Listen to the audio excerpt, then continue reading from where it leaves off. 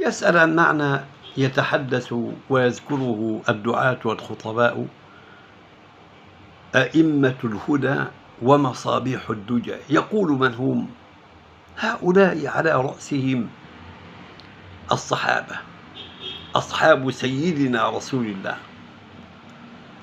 الذين نقلوا إلينا دين الله عز وجل بكل أمانة، الذين هم لسان صدق لهذه الملة، لسان صدق وحق لسيدنا رسول الله في سائر الأمم. كثر صوابهم وقل خطأهم، ليسوا بمعصومين، ولكن الله جل في علاه ائتمنهم فكانوا أمناء، وعصمهم